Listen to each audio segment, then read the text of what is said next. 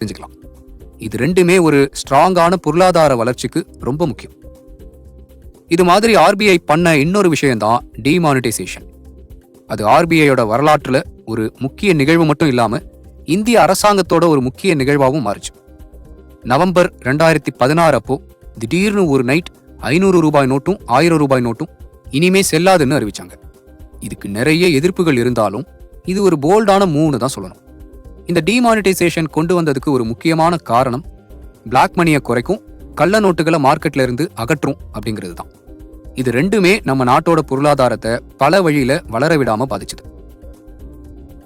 இந்த டிமானிட்டைசேஷன் வந்ததுக்கு அப்புறமா மக்கள் நம்ம நாட்டோட பேங்கிங் சிஸ்டத்தை பத்தி இன்னும் நிறையவே புரிஞ்சுக்க ஆரம்பிச்சாங்க. முக்கியமா டிஜிட்டல் டிரான்சாக்ஷனுக்கு மாற ஆரம்பிச்சாங்க. அதுவே நம்ம நாட்டோட பேங்கிங் சிஸ்டத்தை உலகத்துல இருக்கிற எல்லாருக்கும் தெரிய வச்சது. எப்படின்னு கேக்குறீங்களா? டெய்லி நீங்களும் சரி நானும் சரி நம்ம நாட்டுல வாழ்ற மக்கள் நிறைய பேரு ரொம்ப ஈஸியா இன்னைக்கு பணத்தை ஒருத்தருக்கு அனுப்பவும் வாங்கவும் முடியுதுன்னா அதுக்கு இந்த ஆர்பிஐ தான் காரணம்.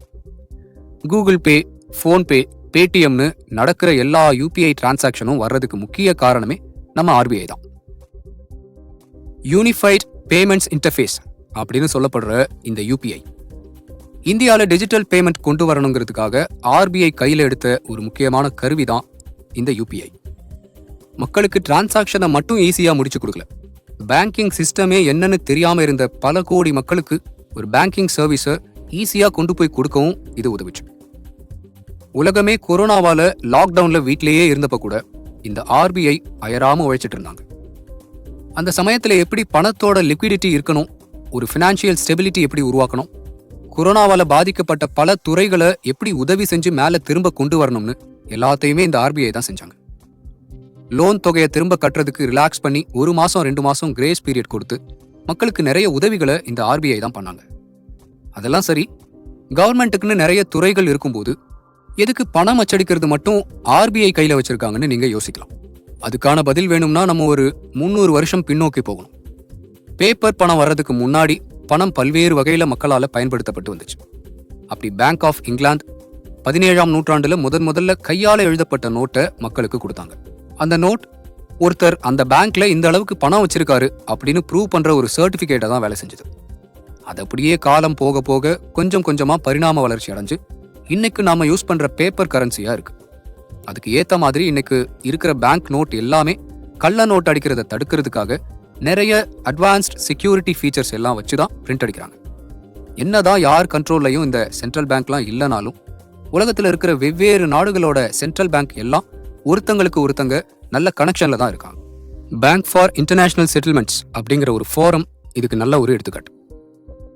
2008 ஃபினான்ஷியல் கிரைசிஸ் வந்தப்போ உலக நாட்டில் இருக்கிற எல்லா சென்ட்ரல் பேங்க்ஸும் ஒன்னா சேர்ந்து அவங்க நாட்டோட பொருளாதார நிலையை சரி செய்யறதுக்கு வட்டி விகிதத்தை எல்லா செக்டர்லயும் குறைச்சாங்க.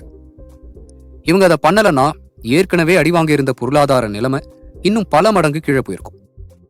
ஆனாலும் நிறைய நிபுணர்கள் சென்ட்ரல் பேங்க் அப்படி பண்ணது தப்புன்னு அவங்க தரப்பு நியாயத்தை சொல்லிட்டு தான் வந்தாங்க. ஏன்னா இந்த மாதிரி பண்றது மூலமா திரும்ப ஒரு சிச்சுவேஷன் இந்த மாதிரி வந்துச்சுன்னா மக்கள் தங்களோட எதிர்பார்ப்பை இன்னும் அதிகமாக்கிக்கிட்டே தான் போவாங்க. அதே போல ஃபினான்ஷியல் இன்ஸ்டிடியூஷன்ஸும் தப்பு பண்றதுக்கு தயங்க மாட்டாங்க. ஏன்னா ரொம்ப இக்கட்டான சூழ்நிலை வரும்போது அவங்களை காப்பாத்த தான் இந்த சென்ட்ரல் பேங்க் இருக்காங்களே அப்படிங்கிற ஒரு தைரியத்தோடையும் இருப்பாங்கன்னு நிபுணர்கள் ஃபீல் பண்றாங்க. ஒவ்வொரு சென்ட்ரல் பேங்க்கும் தங்களுக்குன்னு ஒரு பெரிய அளவிலான கோல்டு ரிசர்வ் வச்சிட்டு இருப்பாங்க. இப்படி தங்கம், பணம் அப்படின்னு பார்த்துட்டு வர சென்ட்ரல் பேங்க் அடுத்து டிஜிட்டல் கரன்சிலையும் உள்ள வர ஆரம்பிச்சாங்க.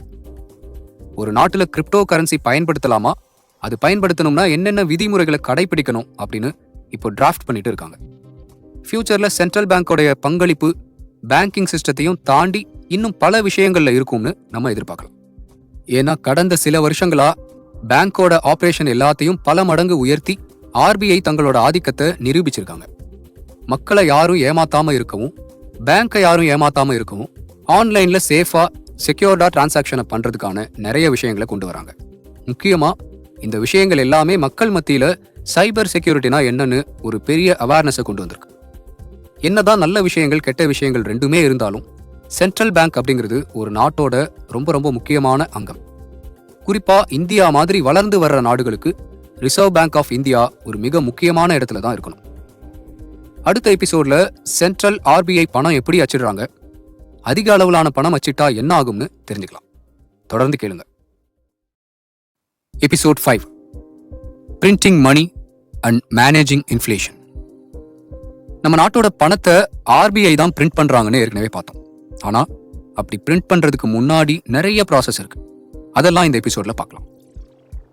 ஒரு நாட்டோட பொருளாதார வளர்ச்சி எப்படி இருக்கு, இன்ஃப்ளேஷன் எப்படி இருக்கு, பணத்துக்கான டிமாண்ட் எப்படி இருக்கு, இது எல்லாத்தையும் பார்த்து தான் புதுசா பணம் அச்சு அடிக்கலாமா வேணாமான்னு முதல்ல முடிவு பண்ணுவாங்க. அதுக்கப்புறம் ரிசர்வ் பேங்க் ஆஃப் இந்திய அரசாங்கத்தோட ஒன்னா சேர்ந்து கன்சல்ட் பண்ணி மொத்தமா எவ்வளவு நோட்டுங்களை புதுசா அடிக்கலாம்னு ஃபைனலைஸ் பண்ணுவாங்க. நம்ம நாட்டுல பணம் அச்சடிக்கிற பிரஸ் 2 வகைப்படும். ஒன்னு இந்திய அரசாங்கமே வச்சிருக்கும், இன்னொன்னு ரிசர்வ் பேங்க் ஆஃப் இந்தியா வச்சிருக்கும். நாசிக்ல இருக்கிற பிரஸ், தேவஸ்ல இருக்கிற பிரஸ் ரெண்டுமே இந்திய அரசாங்கத்தோட கண்ட்ரோல்ல வர பிரஸ். ஆனா மைசூர்ல இருக்கிற பிரஸும் சால்போன்ல இருக்கிற பிரஸும் ரிசர்வ் பேங்க் ஆஃப் இந்தியா கண்ட்ரோல்ல வர பிரஸ். ஆனா ஒரு பணத்தை அச்சடிக்கிறதுக்கு முன்னாடி முதல்ல அதை டிசைன் பண்ணுவாங்க இல்லையா? சும்மா ஏனோ தானோன்னுலாம் நம்ம பணத்தை டிசைன் பண்ண மாட்டாங்க. அதுக்குன்னு நிறைய முக்கியமான ஸ்டெப்ஸ் இருக்கு. ரொம்ப ஸ்ட்ராங்கான செக்யூரிட்டி ஃபீச்சர்ஸ்லாம் அதுக்கு இருக்கும். ஒவ்வொரு தடவை புதுசா ஒரு பணத்தை ரிலீஸ் பண்றப்பவும் புதுசான செக்யூரிட்டி ஃபீச்சர்ஸை ஆட் பண்ணுவாங்க. அது வாட்டர் மார்க்கா இருக்கலாம், ஒரு செக்யூரிட்டி த்ரெட்டா இருக்கலாம், இல்ல ஏதாவது ஸ்பெஷல் லிங்கா கூட இருக்கலாம். இந்த செக்யூரிட்டி ஃபீச்சர்ஸ் எல்லாமே ரிசர்வ் பேங்க் ஆஃப் இந்தியா தான் முடிவு பண்ணி அப்பப்போ அப்டேட் பண்ணிக்கிட்டே இருப்பாங்க. அப்போதான் நாட்டுல கள்ள நோட்டு அடிக்கிறதையும் தடுக்க முடியும், அதே சமயம் ஏற்கனவே புழக்கத்தில் இருக்கிற கள்ள நோட்டையும் கண்டுபிடிக்க முடியும். இந்த பணத்தை அடிக்கிறதுக்கான பேப்பர் சில நேரங்கள்ல நம்ம நாட்டுல இருக்கிற சில குறிப்பிட்ட டொமஸ்டிக் மில்ல இருந்து தான் வாங்குவாங்க. சில நேரங்கள்ல இன்டர்நேஷனல் மில்லுல இருந்து கூட வாங்குவாங்க. பேப்பர் மாதிரியே அதை பிரிண்ட் பண்ண யூஸ் பண்ற இங்கும் ரொம்ப கடுமையான குவாலிட்டியில தான் வாங்குவாங்க. அப்படி பிரிண்ட் பண்ண போற பேப்பரும் சரி, இங்கும் சரி, பொதுமக்கள் யாராலையும் நினைச்சா கூட வாங்கவே முடியாது. டிசைன் எல்லாம் முடிஞ்சதுக்கு அப்புறமா பேப்பரை கட் பண்ணி ஒவ்வொரு லேயர்லையும் ஒவ்வொரு டிசைனையும் செக்யூரிட்டி ஃபீச்சர்ஸையும் ஆட் பண்ணி தான் மொத்தமா பிரிண்ட் பண்ணுவாங்க. பிரிண்ட் ஆகி முடிச்சதுக்கு அப்புறமா ஒரு ரிகரஸான குவாலிட்டி செக் பண்ணுவாங்க. எல்லாமே ஓகே ஆனதுக்கு அப்புறமா தான் பண்டல் பண்ணி ரிசர்வ் பேங்க் ஆஃப் இந்தியாவோட ஒவ்வொரு ரீஜனல் பிரான்ச்சுக்கும் அனுப்புவாங்க. அங்கிருந்து தான் அது நாட்டில் இருக்கிற மற்ற கமர்ஷியல் பேங்க்குக்கு அனுப்பப்படும். ஆர்பிஐ இப்படி பணத்தை உருவாக்குனாலும் கமர்ஷியல் பேங்க் வேறொரு வழியில பணத்தை உருவாக்குறாங்க. அது என்ன வழின்னு யோசிக்கிறீங்களா? கடன் தான், வேற என்ன? கடன் மூலமா பணத்தை உருவாக்கி பொருளாதாரத்தில் இருக்கிற மணி சப்ளையை அதிகப்படுத்துற ப்ராசஸ்க்கு பேரு தான் ஃப்ராக்ஷனல் ரிசர்வ் பேங்கிங் சிஸ்டம்.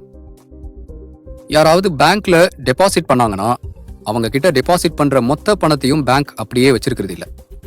அதுல ஒரு குறிப்பிட்ட அளவு மட்டும்தான் வச்சிருப்பாங்க, மத்ததெல்லாம் கடனா கொடுக்க ஆரம்பிச்சிடுவாங்க.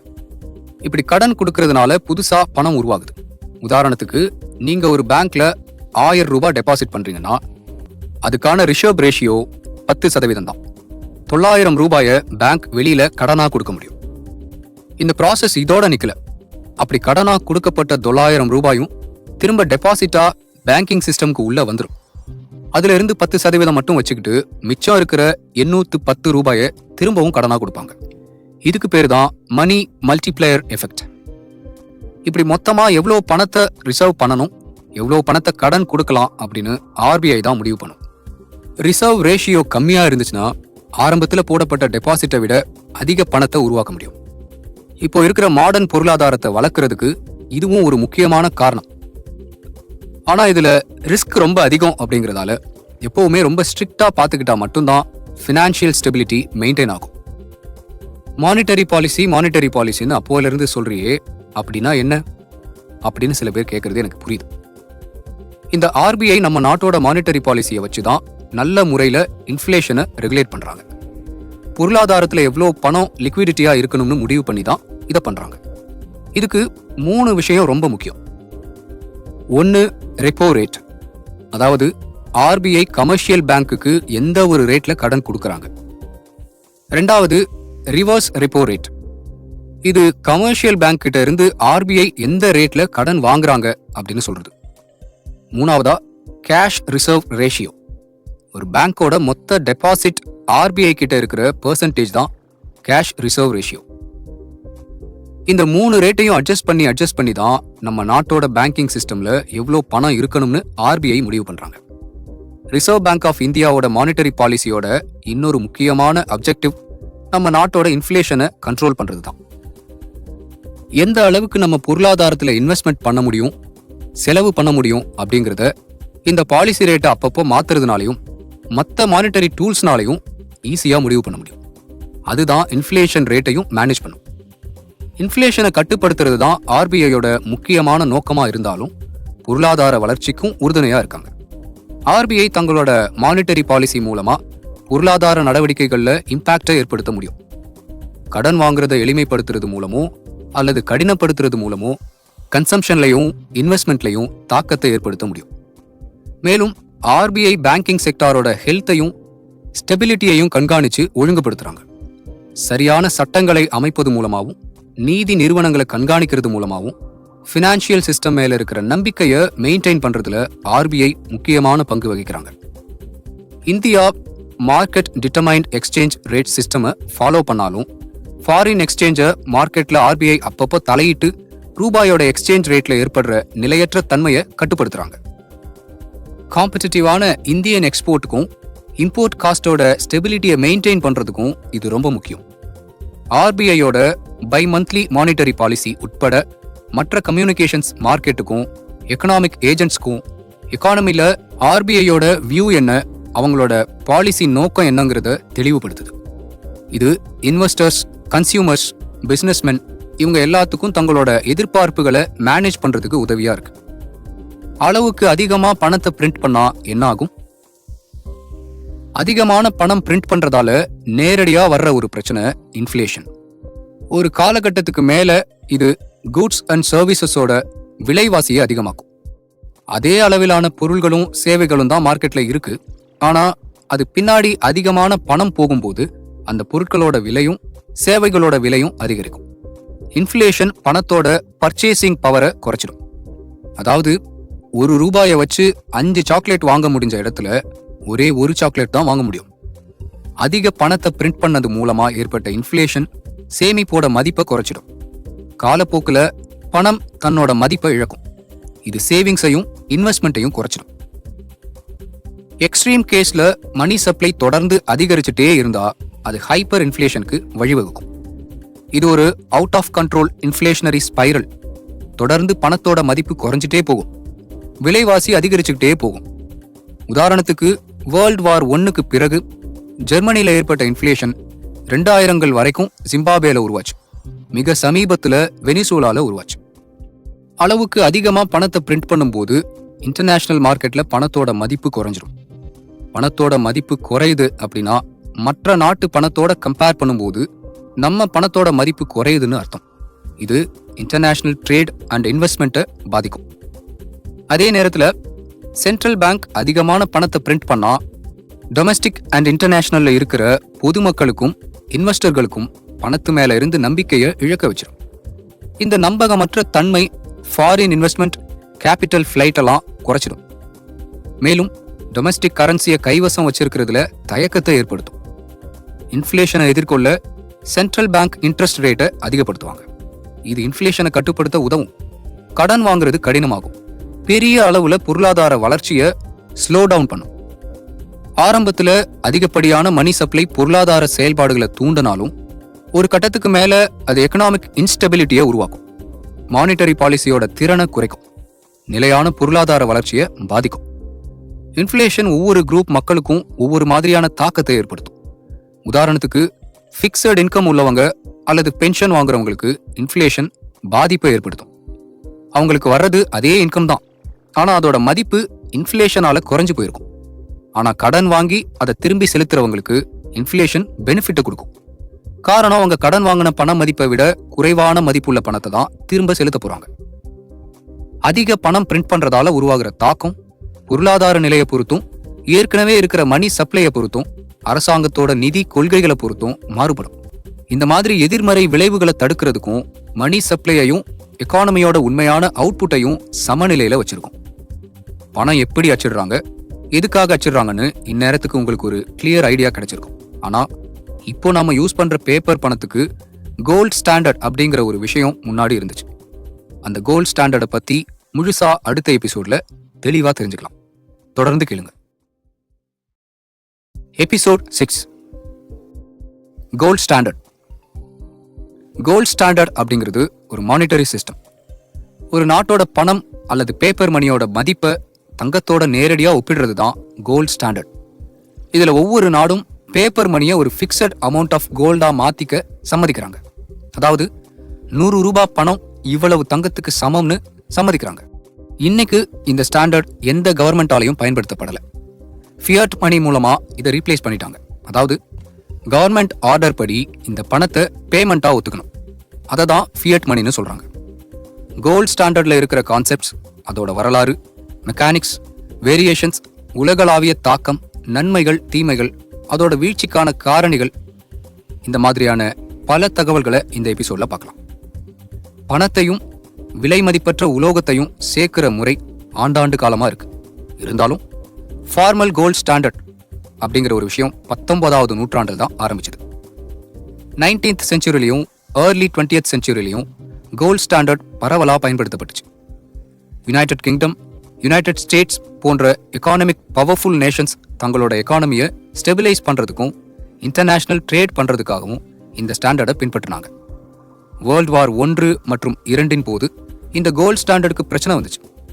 எல்லா நாடுகளுக்கும் ராணுவ செலவுகளுக்காக அதிகமான பணத்தை பிரிண்ட் பண்றதுக்கான தேவை ஏற்பட்டுச்சு. இதனால இந்த காலகட்டத்தில் கோல்ட் ஸ்டாண்டர்ட் சஸ்பெண்ட் செய்யப்பட்டுச்சு. வேர்ல்ட் வார் 2க்கு பிறகு பிரெட்டோன் வூட்ஸ் அக்ரிமெண்ட் படி gold exchange standard US dollar கூட இணைக்கப்பட்டுச்சு. மற்ற பணங்கள் யூஎஸ் டாலர் கூட இணைக்கப்பட்டுச்சு. இந்த சிஸ்டம் 1971 வரைக்கும் இருந்துச்சு. கோல்ட் ஸ்டாண்டர்ட் படி ஒரு நாட்டோட பணத்தின் மதிப்பு குறிப்பிட்ட அளவு தங்கத்து கூட நேரடியாக இணைக்கப்பட்டிருக்கும். உதாரணத்துக்கு, ஒருத்தர் அந்த பேப்பர் கரன்சியை கொடுத்து அதுக்கு நிகரான கோல்டு அந்த ரேட்டுக்கு ஏற்ற மாதிரி வாங்க முடியும். கோல்ட் ஸ்டாண்டர்ட்ல இருக்கிற நாடுகளோட கரன்சி சர்க்குலேஷன்ல இருக்கணும்னா அதுக்கு ஏற்ற நிலையான கோல்டு ரிசர்வ் அவங்க கிட்ட இருக்கணும். இந்த ரெக்குயர்மெண்ட் பிரிண்ட் பண்ற பணத்தோட அளவை லிமிட் பண்ணும். கோல்ட் ஸ்டாண்டர்ட் இன்டர்நேஷனல் ட்ரேடை இம்பாக்ட் பண்ணக்கூடியது. அதிகமா ட்ரேட் இருக்கிற நாடுகளுக்கு அதிகமான கோல்டை பெற முடியும். ட்ரேட்ல குறைபாடுள்ள நாடுகளுக்கு கோல்டு அவங்க கிட்ட இருந்து வெளியில போகும். 3 வகையான கோல்ட் ஸ்டாண்டர்ட்ஸ் இருக்கு. Gold specie standard. Actual gold coins பணமா சர்க்குலேட் பண்ணப்படும் அல்லது பேப்பர் மணி கோல்ட் காயினா மாற்றப்படும். Gold bullion standard. பேப்பர் மணியை கோல்ட் காயினா மாற்ற முடியாது, ஆனா குறிப்பிட்ட கோல்ட் புல்லியோனா மாத்திக்கலாம். எப்படி கேரட்டுங்கிறது கோல்டோட பியூரிட்டியை குறிக்குதோ அதே மாதிரி புல்லியோன்கிறது இன்வெஸ்ட்மெண்ட்டுக்காக கோல்டு வாங்கவும் விற்கவும் யூஸ் பண்ற ஒரு அளவு. Gold exchange standard. நாடுகள் தங்களுக்கான பெரிய கோல்டு ரிசர்வ்ஸை வச்சுக்கிறதுக்கு பதிலா கோல்டா மாத்திக்கக்கூடிய பணத்தை வச்சிருப்பாங்க. கோல்ட் ஸ்டாண்டர்ட் ஒரு ஸ்டேபிளான எக்ஸ்சேஞ்ச் ரேட்டை உருவாக்குது. இது இன்டர்நேஷனல் ட்ரேட் மற்றும் இன்வெஸ்ட்மெண்ட்டை ஊக்குவிக்கும். கோல்டோட சப்ளை ஃபிக்ஸடா இருக்கும்போது விலைவாசி லாங் டேர்முக்கு ஸ்டேபிளா இருக்கும். இது கவர்மெண்ட்ல மானிட்டரி டிசிப்ளினை உருவாக்குது. அதிகமான பணத்தை பிரிண்ட் பண்ணி செலவு பண்றதை கட்டுப்படுத்துது. கோல்ட் ரிசர்வோட கரன்சி சப்ளையை இணைச்சது மூலமா இன்ஃப்ளேஷன் ரிஸ்கை கோல்ட் ஸ்டாண்டர்ட் குறைக்குது. இந்த சிஸ்டம்ல கரன்சியோட மதிப்பை கணிக்க முடியும். இது ஒரு பாதுகாப்பான உணர்வையும் ஸ்டெபிலிட்டியையும் கொடுக்குது. இது குளோபல் கரன்சியோட கான்ஃபிடன்ஸை அதிகரிக்குது. கோல்ட் ஸ்டாண்டர்ட் இருக்கிறதால மானிட்டரி பாலிசியில அட்ஜஸ்ட்மெண்ட் பண்றதுக்கு சிரமமா இருக்கும். இது பொருளாதாரத்துல கடினமான தன்மையை ஏற்படுத்தும். கோல்டோட அவைலபிலிட்டி எக்கனாமிக் growth-ஐ தடுக்கும். இது அதிகமான காலம் டிப்ளேஷன் நிலவுறதுக்கும் அதிக வேலை வாய்ப்பின்மைக்கும் வழிவகுக்கும். இந்த சிஸ்டம் அதிகமான கோல்ட் ரிசர்வ் வச்சிருக்கிற நாடுகளுக்கு தான் சாதகமா இருக்கும். இது எக்கனாமிக் இம்பேலன்ஸை உருவாக்கும். ஒரு நாட்டோட பணம் நேரடியா கோல்ட் கூட இணைக்கப்பட்டிருக்கிற இந்த கோல்ட் ஸ்டாண்டர்ட் சிஸ்டம் பொருளாதாரம், அரசியல் மற்றும் பன்னாட்டு காரணங்களால சரிவை சந்திச்சுது. கோல்ட் ஸ்டாண்டர்ட்ல இருக்கிற முக்கியமான குறைபாடு அதுல இருக்கிற எக்கனாமிக் இன்ஃபிளெக்சிபிலிட்டி தான். எக்கனாமிக் கண்டிஷனுக்கு ஏத்த மாதிரி கவர்மெண்ட் மானிட்டரி பாலிசியை மாத்துறத இந்த கோல்ட் ஸ்டாண்டர்ட் கட்டுப்படுத்துது. ஒரு நாட்டோட கோல்ட் ரிசர்வ் தான் மணி சப்ளையை முடிவு பண்ணுது. இது பிரிண்டிங் மணி மூலமாகவும் அந்த பணத்தை செலவு பண்றது மூலமாகவும் எக்கானமில தாக்கத்தை ஏற்படுத்துற கவர்மெண்டோட திறனை கட்டுப்படுத்துது. கோல்ட் ஸ்டாண்டர்ட் உலக அளவுல எக்கனாமிக் இம்பேலன்ஸை உருவாக்குது. அமெரிக்கா போன்ற பெரிய கோல்ட் ரிசர்வ் உள்ள நாடுகளுக்கு பெரிய அட்வான்டேஜை கொடுக்குது. ஆனா குறைவான கோல்ட் ரிசர்வ் உள்ள நாடுகளை பொருளாதார சவால்களை எதிர்கொள்ள வேண்டிய கட்டாயத்துக்கு தள்ளுது. கோல்ட் ரிசர்வ்ல இருக்கிற இந்த சீரற்ற நிலை ட்ரேட்லையும் எக்கனாமிக் பவர்லையும் ஏற்றத்தாழ்வான நிலை உருவாக வழிவகுக்குது. கோல்ட் ஸ்டாண்டர்டோட இம்பாக்ட் 1930ஸ்ல ஏற்பட்ட கிரேட் டிப்ரெஷன் போது பெரிய பிரச்சனையா இருந்துச்சு. எக்கானமியை சரி பண்ணவும் மணி சப்ளையை அதிகரிக்கவும் அதுக்கு நிகரான கோல்ட் ரிசர்வ் தேவை. கோல்ட் ஸ்டாண்டர்டை ஃபாலோ பண்ற நாடுகள் இதுக்காக ரொம்ப சிரமப்பட்டாங்க. இந்த கட்டுப்பாடு பொருளாதார சரிவை இன்னுமே மோசமாக்குச்சு. கடுமையான டிப்ளேஷன், கடுமையான வேலைவாய்ப்பின்மை, குளோபல் ட்ரேட் சரிவு போன்ற பல பிரச்சனைகளுக்கு வழிவகுத்துச்சு. கிரேட் டிப்ரெஷன் போது எக்கனாமிக் கண்டிஷன் மேலும் மோசமாக தனிநபர்களும் நாடுகளும் கோல்டை பதுக்குனாங்க.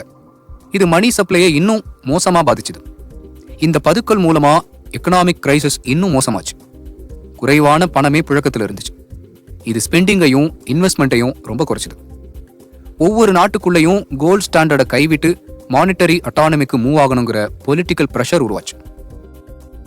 கோல்ட் ரிசர்வ் கட்டுப்பாடு எதுவுமே இல்லாம நாட்டோட மானிட்டரி பாலிசியை கண்ட்ரோல் பண்ண முடியணும்னு பொலிட்டீஷியன்ஸும் எக்கானமிஸ்டும் வலியுறுத்தினாங்க. வேர்ல்ட் வார் 1, வேர்ல்ட் வார் 2 ரெண்டுமே கோல்ட் ஸ்டாண்டர்ட்ல பெரிய ப்ரெஷரை உருவாக்குச்சு. மிலிட்டரி செலவுக்காக கோல்ட் ஸ்டாண்டர்ட்ல இருந்து விலகி அதிகமான பணத்தை பிரிண்ட் பண்ணாங்க. இது இன்ஃப்ளேஷனையும் நிலையற்ற தன்மையையும் உருவாக்குச்சு. இறுதியா இந்த கோல்ட் ஸ்டாண்டர்ட் 1971ல முடிவுக்கு வந்துச்சு. யுஎஸ் பிரசிடென்ட் நிக்சன் யுஎஸ் டாலரை கோல்டா மாத்திர இந்த சிஸ்டம்க்கு முடிவை கொண்டு வந்தார். ரைசிங் இன்ஃப்ளேஷன், அதிகமாக செலவு செஞ்ச வியட்நாம் போர், ட்ரேட்ல ஏற்பட்ட பின்னடைவு, இது எல்லாத்தையும் சரி செய்யறதுக்காக நிக்சன் எடுத்த இந்த முடிவு நிக்சன் ஷாக் அப்படின்னு சொல்லப்படுது. நிக்சனோட இந்த முடிவு பிரெட்டன் வூட்ஸ் சிஸ்டமை சரிவடைய செஞ்சது. மொத்த உலகமும் ஃபியட் கரன்சி சிஸ்டம்க்கு மாற வழிவகுத்துச்சு. கோல்ட் ஸ்டாண்டர்டோட இந்த சரிவு குளோபல் எக்கனாமிக் பாலிசியில முக்கியமான மாற்றத்தை ஏற்படுத்துச்சு. குளோபல் கண்டிஷனை எதிர்கொள்றதுக்கு மானிட்டரி தியரியில ஏற்பட வேண்டிய மாற்றத்தையும் எக்கனாமிக் சிஸ்டம்ல இருக்க வேண்டிய அடாப்டபிலிட்டியையும் சுட்டி காட்டுச்சு. கோல்ட் ஸ்டாண்டர்டோட முடிவுக்கு அப்புறம் வந்தது தான் ஃபியட் கரன்சி. இந்த ஃபியட் கரன்சி அரசாங்கத்தால அப்ரூவ் பண்ணப்பட்ட ஒரு பணம் தான். ஆனா இந்த பணத்துக்கு தங்கம் மாதிரி எந்த ஒரு பிசிக்கல் கமாடிட்டியும் பின்னாடி இல்லை. ஃபியட் கரன்சிக்கு எல்லா அரசாங்கமும் மாறின அப்புறம் அவங்க நாட்டோட பொருளாதாரத்தோட கண்ட்ரோல் அவங்களுக்கு கீழேயே வந்துச்சு. அதுக்கு மானிட்டரி பாலிசியும் பெருமளவுல உதவுச்சு. சரி, தங்கம் வெள்ளின்னு எதுவுமே பேக்கப்பா இல்லைனா இந்த ஃபியட் கரன்சியெல்லாம் எதை நம்பி பயன்படுத்துறாங்க, எதை வச்சு நாடும் மக்களும் ஏத்துக்கிறாங்க இதை அப்படின்னு யோசிக்கலாம். அந்த நாட்டோட நம்பிக்கையை வச்சுதான் இந்த பணம் வேலை செய்யுது. ஒரு நாட்டோட சப்ளை டிமாண்ட்னால உருவாகிற எக்கனாமிக் ரிலேஷன்ஷிப் தான் இதுக்கு மூலதனம். இப்போ உலகத்தில் இருக்கிற முக்கியமான நிறைய நாட்டோட பணம் இந்த வகையில தான் இருக்கு. யுஎஸ் டாலர், யூரோ, ஏன் நம்ம இந்திய ரூபாய் கூட ஃபியட் கரன்சி தான். இந்த fiat currency reserve bank of India மாதிரி இருக்கிற சென்ட்ரல் பேங்குகளுக்கும் பொருளாதாரத்து மேல அதிக கண்ட்ரோலை கொடுத்துச்சு. அவங்க விருப்பத்துக்கு ஏற்ற மாதிரி எப்போ வேணும்னாலும் நாட்டுல பணத்தை புழக்கத்துக்கு கொண்டு வர முடியும். அதுக்கு இன்ஃப்ளேஷன், இன்ட்ரெஸ்ட் ரேட், அன்எம்ப்ளாய்மெண்ட்னு உதவுறதுக்கு நிறைய விஷயங்கள் இருக்கு. ஃபியட் கரன்சி சிஸ்டம்ல கடன் எப்பவுமே கொஞ்சம் அதிகமாக தான் இருக்கும். அதாவது பேங்க்ல பிசிக்கலா இருக்கிற காசை விட அதிக பணத்தை மக்களுக்கு கடனா கொடுப்பாங்க. இதை தான் ஃப்ராக்ஷனல் ரிசர்வ் பேங்கிங்னு சொல்றாங்க. இது கொஞ்சம் ரிஸ்கான மெத்தட் தான். எங்கேயாவது தப்பு நடந்துட்டா பெரிய ஃபினான்ஷியல் கிரைசிஸ் கூட வரலாம். ஆனா இதை ஒழுங்கா பண்ணா பொருளாதாரம் பல மடங்கு வளரும். ஒரு நாட்டோட பொருளாதாரம் ஏதாவது ஒரு பிரச்சனைனால கம்மியா இருக்குன்னா, இல்ல ஒரு ரெசிஷன் பீரியட்ல இருக்குன்னா, அந்த நேரங்களில் இந்த ஃபியட் கரன்சி கை கொடுக்கும். இந்த மாதிரி நேரங்களில் சென்ட்ரல் பேங்க்ஸ் நாட்டோட இன்ட்ரெஸ்ட் ரேட்டை குறைச்சிடுவாங்க. அதே சமயத்துல மணி சப்ளையையும் அதிகப்படுத்துவாங்க. இது ரெண்டுமே சேர்ந்து பொருளாதாரத்தை திரும்ப ஒரு சமமான நிலைக்கு கொண்டு வர உதவும். இந்த ஃபியட் கரன்சி வந்ததுக்கு அப்புறமா இன்டர்நேஷனல் ட்ரேட் எல்லாமே ரொம்ப ஈஸியா நடக்க ஆரம்பிச்சிது. இது ஃபாரின் எக்ஸ்சேஞ்ச் மார்க்கெட்டை பெருமளவுல வளர்த்திச்சு. ரெண்டு ஃபியட் கரன்சிக்கு உள்ள மதிப்புகளை இன்ட்ரெஸ்ட் ரேட் வச்சு, எக்கனாமிக் பெர்ஃபார்மன்ஸ் வச்சு, ஏன் ஒரு அரசியல் நிலைப்பாடு வச்சு கூட முடிவு பண்ணுவாங்க. அதே மாதிரி ஒரு நாட்டோட கடன் அளவை மேனேஜ் பண்றதுக்கும் இந்த ஃபியட் கரன்சி உதவி பண்ணுது. நாட்டோட கடனை அடைக்கிறதுக்காக வேணுங்கிற அளவுக்கு அதிகமான பணத்தை அச்சிடவும் முடியும். இதனால இன்ஃப்ளேஷன் வந்தாலும் நிறைய நாடுகள் இதை பின்பற்றிட்டு தான் வராங்க. கிரிப்டோ கரன்சி, டிஜிட்டல் பேமெண்ட் சிஸ்டம்னு பணத்தோட அடுத்த பரிணாம வளர்ச்சி வர்றதுக்கும் இந்த ஃபியட் கரன்சி தான் இடம் கொடுத்துச்சு. இந்த மாதிரி புது புது இன்னோவேஷன்ஸ்லாம் பேங்கிங் சிஸ்டத்தையே மாத்திட்டு இருக்கு. இந்த மாதிரி நிறைய நல்ல விஷயங்கள் சேட் கரன்சினால நடந்தாலும் நிறைய ரிஸ்கான விஷயங்களும் இருக்க தான் செய்யுது. உதாரணத்துக்கு பேங்கிங் ஸ்டெபிலிட்டிக்கு இது எப்பவுமே ஒரு ரிஸ்க் தான். ஒரு ஸ்ட்ராங்கான ஃபினான்ஷியல் ரெகுலேஷன் இல்லைன்னா பேங்க் திவால் ஆகுறதுக்கு கூட வாய்ப்பு இருக்கு. மக்களுக்கு சென்ட்ரல் பேங்க் மேல உள்ள நம்பிக்கை குறைஞ்சிருச்சுனாலோ, ஒரு நாட்டோட அரசியல் ஒழுங்கா இல்லைனாலோ, ஃபினான்ஷியல் மேனேஜ்மெண்ட் ஒழுங்கா இல்லைனாலோ, இந்த ஃபியட் கரன்சியோட மதிப்பு குறைஞ்சு ஹைப்பர் இன்ஃப்ளேஷன் வர்றதுக்கும் வாய்ப்பு உண்டு. சில சென்ட்ரல் பேங்குகள் ஃபியட் கரன்சியை காரணமாக வச்சு அவங்க இஷ்டத்துக்கு வட்டி விகிதத்தை மாற்றி அமைக்க முடியும். உதாரணத்துக்கு 0 இன்ட்ரெஸ்ட் இல்லைன்னா நெகட்டிவ் இன்ட்ரெஸ்ட் கூட அவங்க நினைச்சாங்கன்னா வைக்க முடியும். இது கோல்ட் ஸ்டாண்டர்ட் இருந்தப்போ சாத்தியமே இல்லாத ஒரு விஷயமா இருந்துச்சு. சுருக்கமாக சொல்லணும்னா ஃபியட் கரன்சிங்கிறது பேங்கிங் சிஸ்டத்தில் நிறைய முன்னேற்றங்களை கொடுத்தாலும் எப்பவுமே அதில் ரிஸ்க் இருந்துகிட்டே தான் இருக்கு. அதனால கேர்ஃபுல்லாக அதை கவனிச்சுக்கலனா இன்ஃப்ளேஷனோ இல்லை ஏதாவது ஒரு ஃபினான்ஷியல் கிரைசிஸோ எப்போ வேணும்னாலும் வர்றதுக்கு வாய்ப்புண்டு. இத்தனை எபிசோட்ஸ் தொடர்ந்து கேட்டுட்டு வந்ததால உங்களுக்கு பேங்கிங் பற்றின ஒரு புரிதல் கிடைச்சிருக்கும். நிறைய புதுமையான விஷயங்களை தெரிஞ்சுக்கிட்டு இருப்பீங்க. அடுத்த எபிசோட்ல வித்தியாசமா இருக்கிற பேங்கிங் சிஸ்டம்ஸ் பற்றி பார்க்கலாம். Episode 7 unique banking systems. Payment banking. இந்த பேமெண்ட் பேங்கிங் ரொம்ப ரீசெண்டாக உருவான ஒரு பேங்கிங் சிஸ்டம். அதில் ஒரு சிறப்பான விஷயம் என்னன்னா இந்தியாவில் தான் அது முதல்ல அறிமுகப்படுத்தப்பட்டுச்சு. 2013 குறைஞ்ச அளவில் வருமானம் வரக்கூடிய பிஸ்னஸ்களுக்காகவும் குடும்பங்களுக்காகவும் ஒரு கமிட்டியை RBI உருவாக்கிச்சு. அந்த கமிட்டி நடத்தின ஆய்வோட பரிந்துரையில் உருவாக்குனது தான் பேமெண்ட் பேங்க். ஏர்டெல் தான் முதல் பேமெண்ட் பேங்கை 2017 ஆரம்பிச்சாங்க. அதுக்கப்புறம் Paytm bank, India post payment bank, Aditya Birla payment பேங்க்னு நிறைய பேமெண்ட் பேங்குகள் வந்துச்சு. ஒரு பெரிய டிராபேக் என்னன்னா இந்த பேமெண்ட் பேங்குகளால கடன் கொடுக்க முடியாது. 1 லட்சம் ரூபாய்க்கு மேல டெபாசிட் பண்ணவும் முடியாது. இது மெயினா பில் கட்டுறதுக்கு தான் இப்போதைக்கு யூஸ் ஆகிட்டு இருக்கு. Development banking. டெவலப்மெண்ட் பேங்குகள் ஒரு ஸ்பெஷலான பேங்குகள். வேர்ல்ட் வார் 2க்கு அப்புறம் தான் டெவலப்மெண்ட் பேங்குங்க உருவாக ஆரம்பிச்சது. இந்த வகை பேங்குங்களோட முக்கிய குறிக்கோளே நாட்டோட பொருளாதாரத்தை வளர்க்கறது மட்டும்தான். இங்க மீடியம் மற்றும் லாங் டேர்ம் கடன் தான் கொடுப்பாங்க.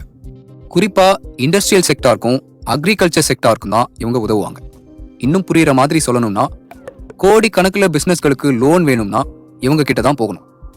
இந்த பேங்க்ல நீங்க டெபாசிட்லாம் பண்ண முடியாது. SIDBI, NABARD, IDBI, IFCI, HNB மாதிரி இருக்கிற பேங்க்ஸ் எல்லாமே டெவலப்மெண்ட் பேங்க்ஸ் தான். Islamic banking. 7ஆம் நூற்றாண்டுல தான் இஸ்லாமிய ஆட்சி பல நாடுகள்ல வளர ஆரம்பிச்சது. அவங்க ஆட்சி செஞ்ச நாடுகள்ல மற்ற நாடுகள்ல இருக்கிற மாதிரி பேங்கிங் சிஸ்டமை கடைபிடிக்கல. அதுக்கு பதிலா ஷாரியா சட்டம் படி தான் நடத்தினாங்க. அப்படி அறிமுகப்படுத்தப்பட்ட சில பேங்கிங் நடைமுறைகள் இன்னைக்கு காலத்துக்கும் பயன்பாட்டில் தான் இருக்கு. இஸ்லாமியர்களோட வாழ்க்கையில ஒரு முக்கியமான விஷயம் அவங்களோட வாழ்க்கைய ஷாரிய சட்டப்படி வாழறது தான். அதுல பணம் சம்பந்தப்பட்ட விஷயம்னு எடுத்துக்கிட்டா நிறைய கட்டுப்பாடுகள் இருக்கு. உதாரணத்துக்கு யார்கிட்டையும் வட்டி வாங்கக்கூடாது, சந்தேகத்துக்குள்ள பொருளாதார நடவடிக்கையில ஈடுபடக்கூடாது, ஹராம்னு கருதப்படுற பிசினஸ்லாம் பணத்தை இன்வெஸ்ட் பண்ணக்கூடாது. வட்டி இல்லாம கடனை கொடுத்து எப்படி ஒரு பேங்க் சம்பாதிக்க முடியும்னு நினைக்கிறீங்களா? அதுக்கு பதிலாக லாபத்தையும் பிரச்சனைகளையும் ஒன்னா சந்திக்கிற ஒரு வாய்ப்பை அந்த பேங்குகள் மக்களுக்கு கொடுக்குறாங்க. கேட்க புதுசா இருக்கா? ஆமா, இந்தியாவில் இஸ்லாமிய பேங்கிங் சிஸ்டம் எங்கேயும் இப்போதைக்கு ஃபாலோ பண்ணல. ஸோ நீங்க அதை பத்தி பெருசா கேள்விப்பட்டிருக்கவும் வாய்ப்பில்லை. இந்த இஸ்லாமிக் பேங்குகளோட முக்கிய அங்கம்னு சில விஷயங்களை சொல்லலாம். முடாராபா. இது ப்ராஃபிட் ஷேரிங் வகையில வரும். இதுல பேங்க் ஒருத்தருக்கு பணம் கொடுக்குறாங்கன்னா அந்த பணத்தை வச்சு சம்பாதிச்சு வர்ற லாபத்துல ஒரு பங்கு பேங்க் எடுத்துப்பாங்க. வாங்கின பணத்தை வட்டி இல்லாம திரும்பவும் கொடுத்துருவாங்க. முஷாரக்கா. இது ஜாயிண்ட் வென்ச்சர் வகையில வரும். இதுல லாபம் நஷ்டம்னு எது வந்தாலும் பேங்க்கும் ஏத்துக்கும், பணம் வாங்கினவங்களும் ஏத்துக்கணும். இதுல பேங்க்கும் ஒரு பிசினஸ் ஓனர் மாதிரி வருவாங்க. முரபாஹா. இப்போ நீங்க ஏதாவது கடையில வீட்டுக்கு தேவையான பொருட்கள் வாங்குறீங்கன்னா அதை வட்டியோட சேர்த்து EMIல கட்டலாம். இதே மாதிரி ஒரு கான்செப்ட் தான் முரபாஹா. ஆனா எங்க பேங்கே பொருட்களை வாங்கி அதுல லாபம் வச்சு கொஞ்சம் அதிக விலைக்கு விற்பாங்க. மக்கள் அந்த விலைக்கு பொருளை வாங்கி இன்ஸ்டால்மெண்ட்ல கட்டிக்கலாம். அடிஷ்னலா வட்டி எதுவுமே இதுல சேர்க்க மாட்டாங்க. இஜாரா. இது லீஸ் ஃபைனான்சிங் வகையில வரும். இதுலயும் பேங்கே பொருட்களை வாங்கி அதை வாடகைக்கோ இல்ல லீஸுக்கோ விடுவாங்க. இதுல பொருள் பேங்குக்கு தான் சொந்தம். அதுல வர லாபம் நஷ்டம் எல்லாமே பேங்க் தான் அனுபவிக்கணும். இந்த கான்செப்ட் எல்லாத்தையுமே இஸ்லாமியம் ஆரம்பிச்ச காலத்துல இருந்தே மக்கள் பிராக்டிஸ் பண்ணிட்டு தான் வராங்க. இஸ்லாமிய ஆட்சி வளர வளர அவங்களோட வர்த்தகமும் பல நாடுகளுக்கு போச்சு. கோல்டன் ஏஜ் ஆஃப் இஸ்லாம்னு சொல்லப்படுற 8ஆம் நூற்றாண்டுல இருந்து 14ஆம் நூற்றாண்டு வரைக்கும் கொஞ்சம் கொஞ்சமா ஷாரியா முறை பேங்கிங் பொதுமக்கள் பயன்படுத்துற பேங்கிங் சிஸ்டம்ல வந்துருச்சு. இந்த கோட்பாடுகள்லாம் பேங்க்குங்க பணம் சம்பாதிக்க உருவாக்குனது இல்லை. இது எல்லாமே ஒரு ஒழுங்கான முறையில மக்களை ஏமாத்தாம சேவை பண்ணணும்னு உருவாக்குனது. 1975 ஆரம்பிச்ச துபாய் இஸ்லாமிக் பேங்க் தான் மாடர்ன் உலகத்துல ஆரம்பிக்கப்பட்ட முதல் இஸ்லாமிய பேங்கா கருதப்படுது. இப்போ மலேசியா, பஹ்ரைன், கத்தார்னு பல நாடுகள்ல இஸ்லாமிய பேங்க்ஸ் இருக்கு. ஆனா இந்த மாதிரி பேங்க்ல கஸ்டமர்ஸ் எல்லாரும் முஸ்லீமா மட்டும்தான் இருப்பாங்கன்னு தப்பு கணக்கு போட்டுறாதீங்க. இங்க யார் வேணும்னாலும் போகலாம். ஒரு நீதி நெறிமுறையோட இருக்கிறதுனாலையும் நஷ்டத்திலையும் பங்கு ஏத்துக்க தயாரா இருக்கிறதுனாலையும் நிறைய மக்கள் இஸ்லாமிய பேங்குகளுக்கு தயங்காம போக ஆரம்பிச்சிருக்காங்க. இப்போ Islamic mutual funds, Islamic real estate investment trust, Islamic micro ஃபைனான்ஸ்னு இப்போ மாடர்ன் பேங்கிங்கோட பல துறையில இஸ்லாமிக் பேங்கிங் நடைமுறையில் இருக்கு. இந்த உலகத்துல பேங்குகளும் பேங்கிங் சிஸ்டமும் உடனே எல்லாம் உருவாகல. பல கண்டுபிடிப்பு, பல ஃபெயிலியர், பல மெயின்டெனன்ஸ் அப்படின்னு ஏகப்பட்ட பரிணாம வளர்ச்சிக்கு அப்புறமா தான் பேங்கிங் சிஸ்டம் நடைமுறைக்கு வர ஆரம்பிச்சது. 5000 வருஷத்துக்கு முன்னாடி மெசபடோமியால இருந்த கோவில் ஆரம்பிச்சு 500 வருஷங்களுக்கு முன்னாடி இங்கிலாந்துல இருக்கிற கோல்ட் ஸ்மித்துங்களை தொட்டு இன்னைக்கு ஒரு நாட்டோட பொருளாதார வளர்ச்சிக்கு இன்றியமையாத ஒரு அம்சமா வந்து நிக்குது இந்த பேங்கிங் சிஸ்டம். என்னதான் செல்வத்தை பாதுகாக்கவும் வர்த்தகம் பண்ணவும் கடன் கொடுக்கவும் பேங்குங்க ஆரம்ப கட்டத்துல உருவானாலும் இன்னைக்கு பேங்க் இல்லைன்னா ஒரு நாட்டுல பினான்சியல் சிஸ்டமே ஒழுங்கா இல்லாம போகக்கூடிய நிலைமையில தான் இருக்கும். தங்கத்தை வச்சு பணம் கொடுக்க ஆரம்பிச்சு இன்னைக்கு கண்ணுக்கே தெரியாத டிஜிட்டல் டிரான்சாக்ஷன் வரைக்கும் வெறும் 600-700 வருஷங்கள்ல வளர்ச்சியை பார்த்திருக்கோம்னா அது சாதாரண விஷயம் இல்லை. இந்த பேங்க் எல்லாமே ஒரு நம்பிக்கையின் பேர்ல மட்டும்தான் வளர்ச்சி அடைஞ்சது. இன்னும் சிம்பிளா சொல்ல போனா கடன் கொடுக்கறவங்களுக்கும் கடன் வாங்குறவங்களுக்கும் நடுவுல இருக்கிற ஒரு மிடில் மேனா தான் இந்த பேங்க் வேலை செஞ்சது. அப்படி பண்றதுனால தான் நம்ம நாட்டோட பொருளாதாரம் ஒரு சமமான நிலையில இருக்கு. அதே போல புது புது பிசினஸ்களுக்கு இன்வெஸ்ட்மெண்ட் பண்ணவும் பெரிய பெரிய பில்டிங்ஸை கட்டுறதுக்கும் முன்னணியா உதவுறதுக்கும் இந்த பேங்க் தான் இருப்பாங்க. இந்த பேங்குங்களோட ஹிஸ்டரி பத்தி இத்தனை எபிசோட்ல நீங்க நிறைய தெரியாத விஷயங்களை கத்துக்கிட்டு இருப்பீங்கன்னு நம்புறேன். இதுக்கடுத்து ஃபியூச்சர்ல இந்த பேங்கிங் சிஸ்டம் எப்படியெல்லாம் இருக்க போகுது, என்னென்ன மாற்றங்களை அது கொண்டு வரும், அதை மக்கள் எப்படி ஏத்துக்குவாங்க, அரசாங்கம் எப்படி அதை அமல்படுத்துது, காத்திருந்து தான் பார்க்கணும்.